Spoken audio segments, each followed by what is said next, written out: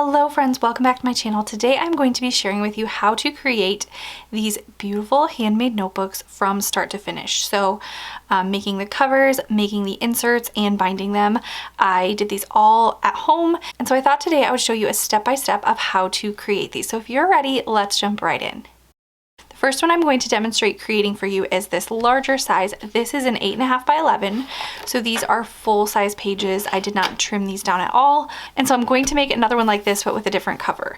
I do want to mention that I have created inserts for these and the covers as well. And so I am happy to share those with you. I will put them in the free resource library on my website. I will link below where to find that, or you can just go to howtohandletter.com/resource library, and I will create a section in the resource library for handmade journal printables. So I'll put the covers there, and I'll also put the inserts there as well if you want to make these for yourself. So for this one, I am going to be using another cover that I've created, but there is a little bit of a border here. So I'm going to trim this down because as you can see with this one, the outside cover is quite a bit bigger. Maybe you can't see that. There's a little bit of an overlap here because I did not trim it down, and so I'm okay with this getting a little bit smaller. So the first thing I'm going to do is just trim off some of those edges here. That's simply just because my printer can't print to the edge of the page. So it's just a little bit, and I'll get rid of that here. So I will leave a link below for all of the products that I'm using in this video to create these journals, but I have to say that I do not love this paper trimmer. I love this style that it is. It would be very cumbersome to do this with one of the little blades that you slide up and down, especially if you are cutting down the inside of the paper, like if you're making one of the smaller notebooks. But this particular one that I have, I don't love. Without going into too much detail, I really struggle to cut straight with it. Now, if you are going to make journals professionally and you're going any smaller than like your standard size paper, I would probably invest in one of the larger size paper trimmers where you can put like your whole notebook in at one time.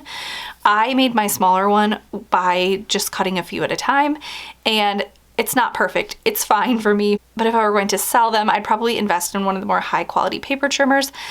Not only will it look better, but being able to cut the entire notebook all at once would save so much time. That being said, this is just a hobby, and I make these for myself and for friends, and I'm not selling them, so this is totally fine. Now that I have these cut, I am going to laminate them. I recommend the 5mm laminating pouches. There's a 3 and then the 5. The 5 is a little bit thicker.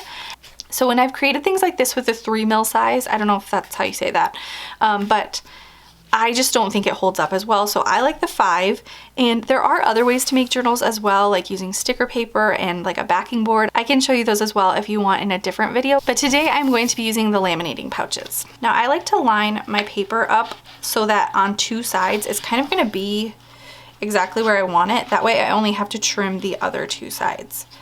If I had a paper trimmer or a corner trimmer, I would probably trim the corners of my paper as well, but I cannot find mine. So right now they're gonna stay pointed, but I would recommend at the very least trimming the laminated part once you're done with that, because it gets really sharp. This corner right here is very sharp. So if you don't have a corner trimmer, I sometimes just use the scissors and cut around the edges. It's just a little tiny area that you can cut off so that it's a little bit smoother and you're not poking yourself with the corner of your journal. All right, so while I wait for my laminator to heat up, I'm going to show you the page inserts. I did not trim these down at all. These are just how they came out of the printer. So I don't know if you can totally see from this video, but the lines are a little bit more over this way because it leaves some room for your holes to be punched in the side. So if you do not have a double-sided printer and you're just printing on one page, make sure that you're only printing the first page, because you'll see this page has more space on this side, and then to be able to flip it over in the printer, this one is like this, so there's extra space on the right hand side. So when you print out the 2 pages and it goes through the double-sided printer, you will end up with it correct on both sides. But if you're not doing double-sided, just print out page number 1, as many pages as you want to be in your notebook. I believe I printed about 60 pages. I think it was 60 pages, and so that would be 30 pieces of paper. Now you might be thinking, why would you make your own notebook? This just looks like a normal spiral bound notebook you could purchase. There are a lot of different reasons. Of course, you can do customization. It's just fun to be able to make something of your own. But another reason is that I really love HP Premium 32 paper. I am kind of ruined for it. I actually printed off my Bible study in just regular printer paper, and I just cannot stand it. It bleeds through when I write on one page, then I flip it over and I can see all my writing on the other page. It just doesn't feel nice. It's not smooth. So if you have access to HP Premium 32 paper and you have not tried it yet, I just love it. And so that's what I printed these out with. And I wanted to point that out because it's a little bit thicker than your normal copy paper. So if you are printing with like a thinner paper, you could probably print more pages. But for me, this right here, I believe is 30 pieces of paper, or at least very close to 30, because I printed 60 total and did them double-sided. But if you're looking for that paper, I will link it in the description box below. I know it's gone up in price since I started using it. I have been using it for probably like 7 years. But I recently purchased a whole ream or like box of this type of paper because I just love it that much, and so that was the more affordable price. So just keep that in mind if you're going to be printing out a lot. All right, so my laminator is ready. I'm just going to try to feed this through straight. Of course, that's always the hardest part. Now, just one thing to remember when you print out your cover pages, sometimes if you print them all at once and then you're punching all the holes at the same time, it can be easy to accidentally punch your holes in the cover pages, but you will want to laminate them first or do whatever you're doing to finish off your covers before you add the hole punches to the sides. Otherwise, it would be very difficult to line up the holes after you have laminated it if you've already punched holes in your paper cover, if that makes sense. All right, so now that I have laminated my covers, I just trimmed them so there's about maybe a centimeter approximately of the plastic on the outside. And so I am just going to put these together like they will be in my notebook. And I am going to punch these together, and then I'm going to punch the paper together. So let me show you how I create the holes. I use this coil binding machine. Now, there are a lot of different ways that you can bind a notebook. There are like the discs that you can do where you're just kind of like punching a notch into the paper and then inserting, kind of clipping them into the discs. And there are also some that you can, that kind of look like a coil, but that actually clamp around. There are comb binding systems, but this is a binding system where I'm going to use an actual coil. So something like this probably isn't the one that I'm going to use. So once I punch the holes, I am going to bind it with this. So again, I'm gonna put my paper or my covers together like this. And then this section here is going to be the top of my book. So I am going to, let's say this probably isn't as easy because this is not easy to tell what direction this is, but let's say, I'll just write on this for the sake of this. This is the top of my journal, the front page. I'm gonna flip it over and put it this way. And then I'm going to punch the holes here.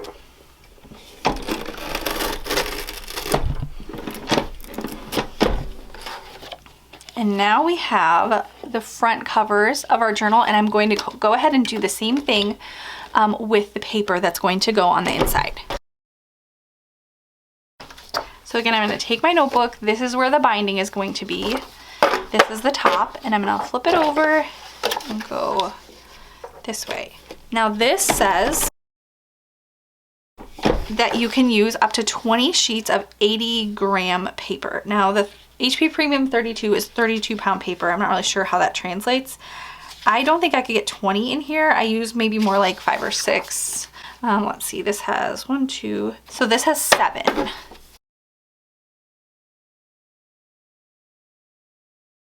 Now the reason that I flip over my paper this way is because you'll notice that your paper is not always going to line up with the coils. So I have this side where it's not a full hole, but this side is pretty perfect. And so I want this to be the top, and then I'm not as concerned with what the bottom looks like. I just want it to be really stable at the top.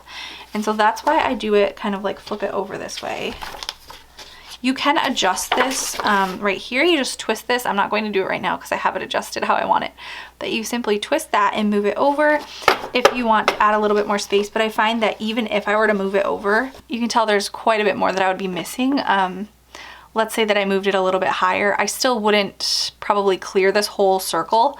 And then I would be at risk for this ripping when I turn my pages. So I want the top to be nice and stable and have plenty of extra space on this side, and then I'm not quite as concerned with the bottom. Now, one thing I should show you is that you actually can do this as well and pull this out. I think that's the right one. And then I won't get that extra little half a circle. So that is a little bit cleaner of a line as well. So you can just play around with that with each of your notebooks. I could probably move this over a little bit too if I don't have that like half a hole here. So honestly, since I just make these for myself, I'm not super worried about it. But again, if I were to be selling these or something, that is something that I might spend a little bit more time playing around with. So now that I have all of my papers and my covers punched here, whoops, I'm going to sandwich them together like a book. So I have the back cover and then the front cover here. I will wipe that off in a little bit. I like to start at the bottom. And so I am going to line this all up. Now, I like to do this on the edge of my desk. I don't think you'll be able to see that. So I'm just gonna use another notebook to kind of hold this up. You'll see what I mean here in a second. So I want my binding to kind of be coming off of this raised surface so that I'm not fighting with my desk here. So I do this, if you pretend this is my desk, I kind of hang the notebook off the edge of my desk, but this will work for today. Now here are some of the coils that I have. Again, I will link all this stuff below. These ones are metal. They're pretty small, though I don't think they would fit this many pages. I have some plastic ones that are a little bit larger. I have some really small plastic ones like this here. And I just have a lot of variations of the black plastic. So let me see what I think will fit here. I think I'm going to need to use a little bit larger of a coil. I think this one might be a little bit too small. I'm gonna go with this larger size here. And again, I like to start at the bottom. So I like to get the paper all lined up and then I will add the covers at the end. All right, so this is where it can get a little bit tricky with the laminating because my cover is a little bit larger than the pieces of paper because there's that extra space on the sides, which is fine, except for that I'm gonna start binding it down here.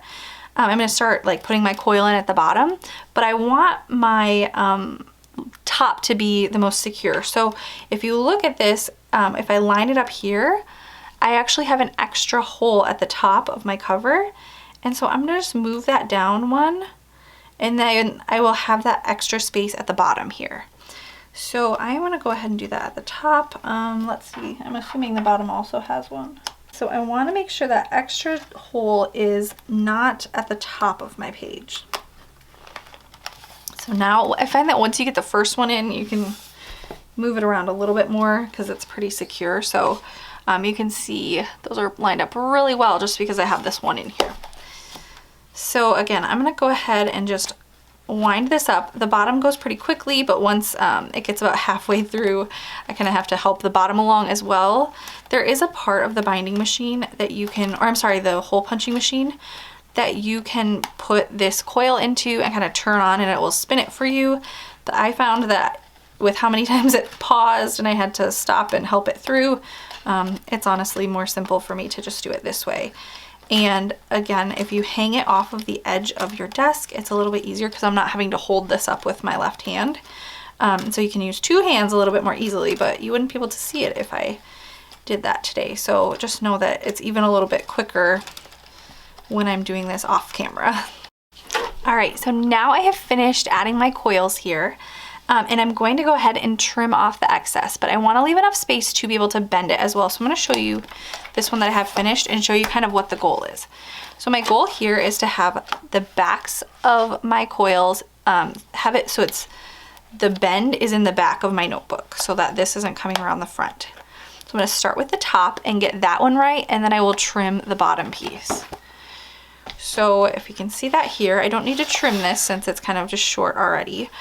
If this is the front of my notebook, I want that bend to be around the back. So I'm gonna leave quite a bit of extra space here. Now I believe that this machine came with this tool, which I will use to snip down here. But for this part, I actually just like to use, I don't know what this is, whatever this tool is, a needle nose plier maybe. And I just kind of hang on to it here, and then I'm gonna bend it down. Now you don't really have to have this in the right position because we can just move our coils here. So for this first one, you can kind of hold it anywhere, and then I'm just going to bend this. I want it to be flat so it's not poking me.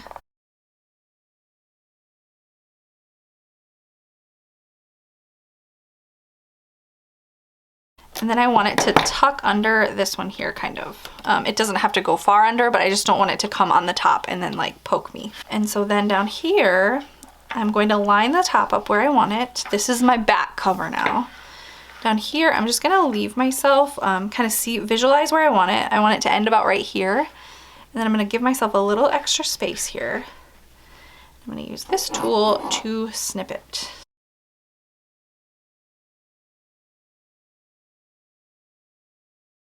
So now I'm here, and again, this is my back cover. And I've kind of moved this over, and I'm just going to simply turn this, take it here, and twist it down. So now when I flip it over, I should have those pieces at the back, so you can't see them here. This is the back cover. They are down here, if you can see those turned in pieces. So that is how you make a super simple notebook using the binding machine. And again, I will link the printables for you in my resource library. It's completely free on my website, and you can simply go to howtohandletter.com/resource library, and that will be the printables for the covers as well as the inserts inside for both this size and this smaller size as well. Now, one thing I will point out is the smaller size comes with these marks here so that you know where to cut. So you can either just measure if you're using a paper trimmer like I have, but you can also follow the guidelines here. So you would cut on the inside here, on the inside here, and then you would cut on the inside here, and then again down. For me personally, I like to do the long edges first. That makes it much easier for me.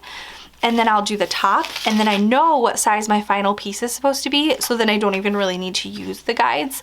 I can simply just line it up on measuring it. So I do long edge, top, and then bottom, and that will get you this. This one I accidentally cut a tiny bit, like a centimeter too small, so it's like a centimeter off, but I'm sure you can't tell. And then there's a little bit more space at the top for your coils. Then you have this fun little mini journal as well. So I hope that was helpful for you. Let me know if you'd like to see any of those other videos. I have a hand lettering journal that I'm making with 3 different types of paper, and then I also have some different ways that you can make covers that do not use this type of a laminating machine. So let me know in the comments below if you want to see any of those tutorials, and I am happy to share. But for now, make sure you grab your free printables if you are looking to make your own journals. You can find them again at howtohandletter.com/resource library. Thanks so much for watching, and I will see you in my next one.